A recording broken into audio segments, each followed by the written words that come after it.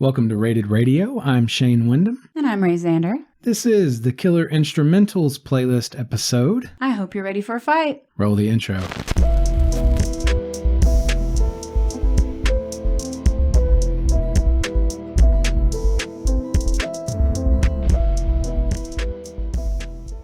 And I love that you finally accepted that these playlist episodes, they're fights. If I have to fight, I guess I will.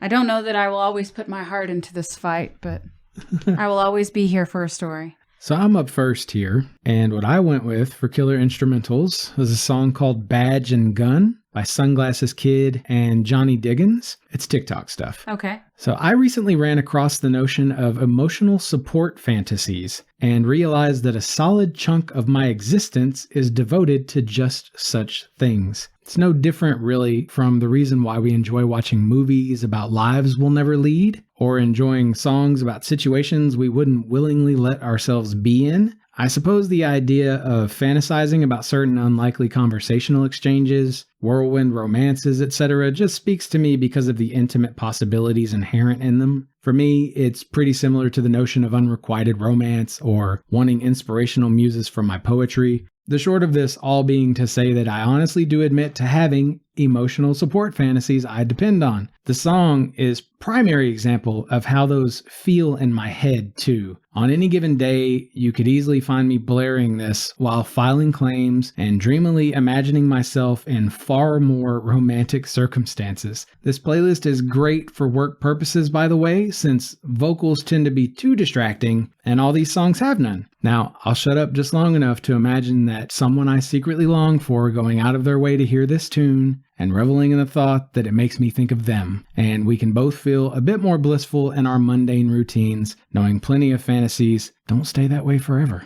Okay. Did I make it weird already? No, didn't make it weird, but I think I'm guilty of the same thing. Uh-oh. But not about necessarily other people. I think that I have a problem. I set expectations of what I hope to happen in my head when I create scenarios. Mm-hmm. And when I don't get the reaction or the thing that I expect or the thing that I try to get out of the scene that I have created, I get very upset. And I don't know if it's me setting unrealistic expectations or my subconscious telling me that I will never be happy unless I have that reaction in return. So it's one of those things that when I say I'm going on like this journey of self-discovery and what I actually want versus what I've been conditioned and told what I want out of life, you know?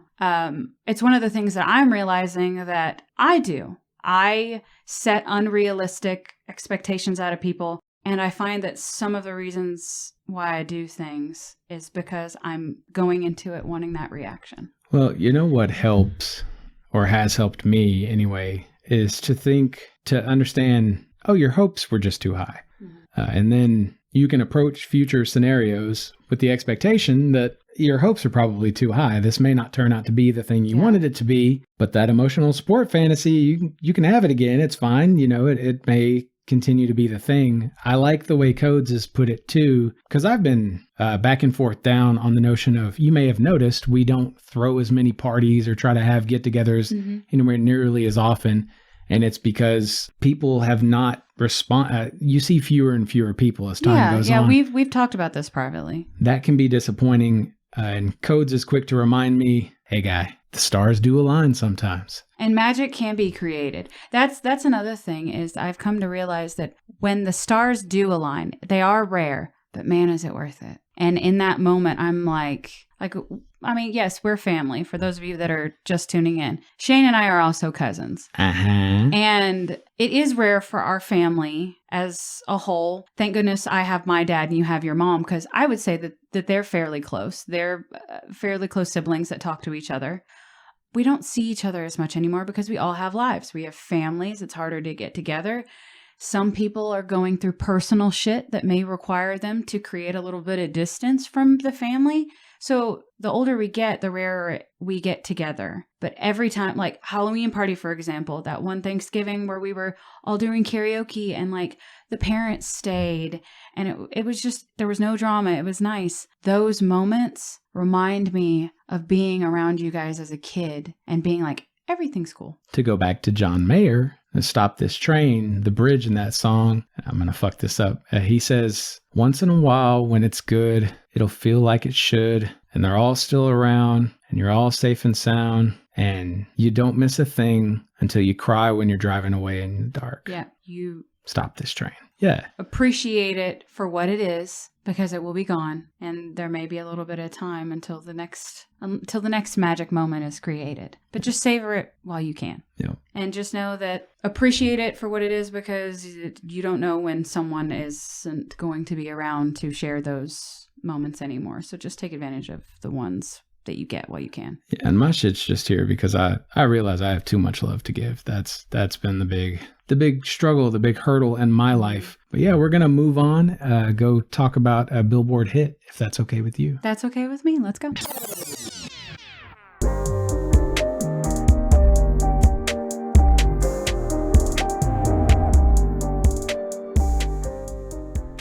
So what Billboard hit did we cover this time? Well, we covered Escapism by Ray and 070 Shake. Yeah. Okay. 070.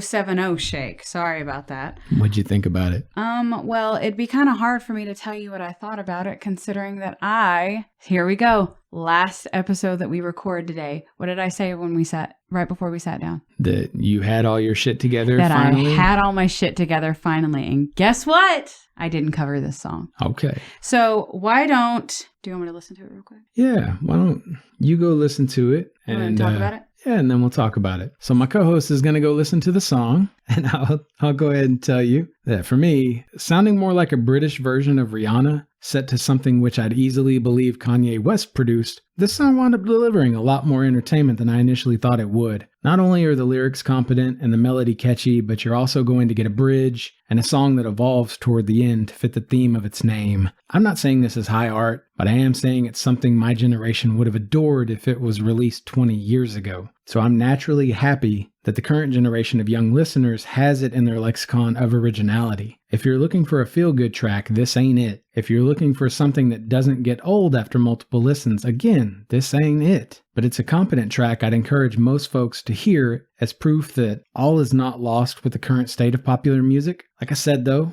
don't expect a jewel. It's more like finding a $5 bill in your pocket. 7 out of 10 stars from me. One more thing. Whoever the fuck thought up the creepy art for this single should probably be both rich and institutionalized. Don't say I didn't warn you. While I get this song's euphoric stylistic approach, it starts off on a bad foot with the siren noise that inadvertently is stabbed in your ears. But it is brought to life a little bit with Ray's vocals. They're sweet, but still can be a little bit too repetitive and too Gen Z for me. 4. All right. You ready to go have your story time? I am prepared for this. Let's go. Let's do it.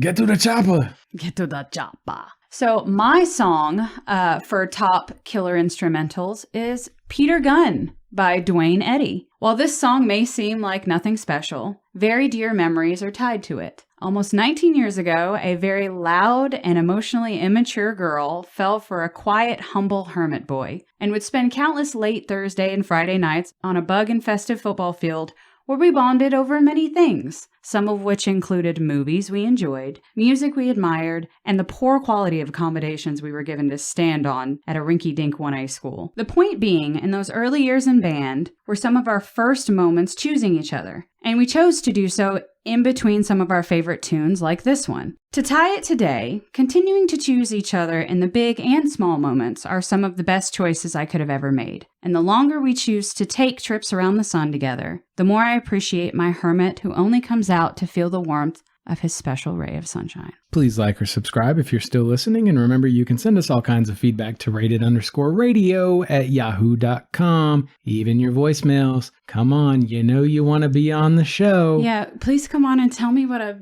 piece of shit I am. Humble me, please. That's brutal. Be a part of the show, please. So who wins the fight, Ray? Well, I don't think that's for us to necessarily determine, Shane. I think we always will have a bias. I think that you brought forth a good story. And, of course, I have emotion tied to mine. So let's let the listeners judge. Yeah, I'm not going to do that. But I don't actually think it's ego this time. I don't want to win. I don't want to win. That's what I'm saying. I have young kids. I know enough now that it's not about winning a game. It's about enjoying the play of a game. And I am definitely enjoying playing the game. But I have to give it to myself here because I think it sparked a meaty conversation. You know what? I will not disagree in the fact that your story sparked a meaty conversation amongst us both. My story is very much a me story and only something that I can relate to. So, suck it, bitches. Anyway, that's going to do it for now. Until next time, fill your world with music.